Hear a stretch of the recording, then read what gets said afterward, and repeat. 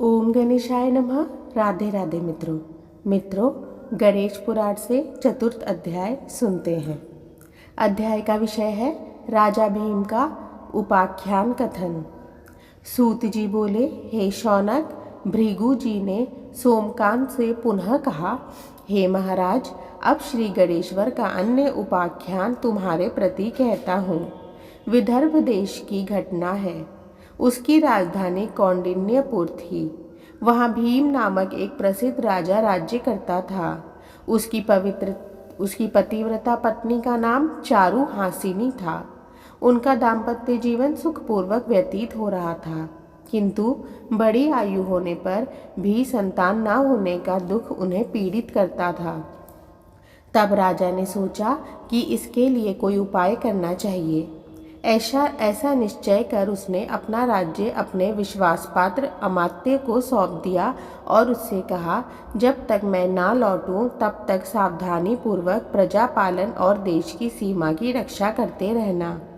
अमात्य ने आदेश पालन का वचन दिया तो राजा वहां से निश्चित होकर वन को चल दिया। वहां राजा वन में भ्रमण करता हुआ विश्वामित्र जी के आश्रम में जा पहुंचा और महर्षि को प्रणाम कर बैठ गया। महर्षि ने देखकर पूछा, तुम कौन हो? यहाँ किस प्रयोजन से आए हो? अपान पूर्ण परिचय दो। राजा बोला, प्रभु, मैं कौंडिन्यपुर में रहता हूँ। विदर्भ देश पर शासन करता था। मेरा नाम भीम है। मेरी वृद्धावस्था हो गई तो भी कोई संतान हुई नहीं, इसलिए आपकी सेवा में उपस्थित हूँ। मैं नहीं जानता कि मुझ जैसे कर्तव्यनिष्ठ एवं धर्मज्ञ व्यक्ति को भी इस दुर्भाग्य की प्राप्ति क्यों हुई है। महर्षि ने कहा, हे राजन, तुमने पूर्व जन्म में श्री गणेश्वर का निरादर किया। उसी के फलस्वरूप तुम इस जन्म में संतानहीन हो रहे हो। यदि उनको प्रसन्न कर लो तो तुम्हें अब भी संतान की प्राप्ति हो सकती है।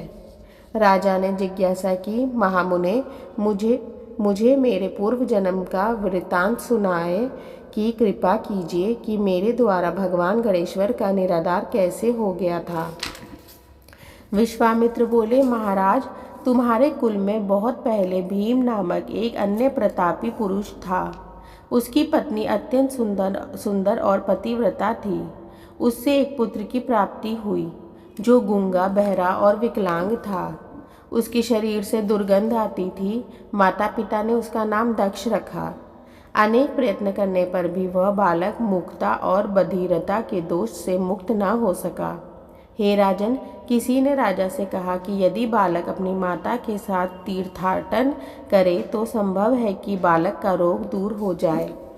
उसके परामर्श पर राजा के आदेश से रानी अपने पुत्र को लेकर तीर्थ यात्रा को चल पड़ी। मार्ग में चोरों ने उसे लूट लिया, इसलिए उसके पास जीवन यापन के लिए भी धन नहीं रहा। तब उसने एक शिव मंदिर में शरण ली और बालक को वहीं छोड़कर भिक्षा के लिए गांव में चली गई। तभी उस मंदिर में एक धर्मज्ञ ब्राह्मण आया। उसके शरीर का स्पर्श करके प्रवाहित होने वाली वायु के स्पर्श से बालक का शरीर रोगमुक्त हो गया। रानी लौटकर शिवालय में आई तो उसने अपने पुत्र को सर्वांग सुंदर और रोगमुक्त देखकर बहुत प्रसन्न हुई। उसने ब्राह्मण देवता का पता लगाया तो ज्ञात हुआ कि वह गणेश जी का उपासक था। उसने रानी को गणेश जी की उपासना का उपदेश दिया। अब माता और पुत्र दोनों ने भगवान गणेश्वर की उपासना की, जिससे प्रसन्न होकर गणेश जी ने स्वप्न ने कहा कि तुम मेरे परम भक्त महर्षि मुद्गल के पास जाओ, उनसे तुम्हें समस्त अभिष्टों की प्राप्ति हो सकती है। महर्षि भृगु ने कहा, हे सोमकांत, विश्वामित्र जी ने भी भीम को आगे का वृत्तांत सुनाते हुए कहा कि वे दोनों मुद्गल आश्रम की खोज में बहुत समय तक अरण्यों में भटकते रहे। तब एक दिन बड़ी कठिनाई से उन्हें वह आश्रम मिला। वहां आकर उन्होंने अपान सब वृत्तांत सुनाया तो महर्षि ने श्री गणेश्वर के एकाक्षरी गम के अनुष्ठान का उपदेश दिया। राजा भीम ने जिज्ञासा की, महामुने, आपके मुख से यह चरित्र सुनकर मुझे आश्चर्य हो रहा है।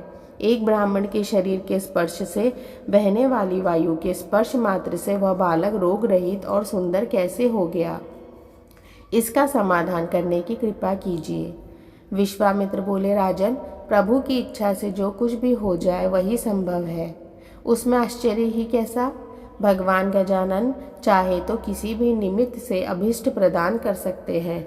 देखो, एक समय की बात है, सिंधु देश के पल्ली नामक ग्राम में एक धनिक वैश्य रहता था। उसका नाम कल्याण था। एक दिन वह वणिक पुत्र अपने मित्रों के साथ वन में गया। वहाँ एक ऐसी शिला देखी जिस पर कोई मूर्ति सी अंकित थी। उन्होंने उसे गणेश्वर नाम देकर पूजन आरंभ किया और सबने मिलकर वहाँ एक मंडप बनाकर उत्सव मनाने की योजना बनाई। उस दिन से अपने सब मित्रों के साथ वह वणिक पुत्र रात दिन वहीं रहकर गणेश जी की उपासना करने लगा। जब वे घर नहीं पहुँचते तो माता पिता को चिंता हुई और पता लगाने आए कि वे कहाँ हैं और क्या करते हैं।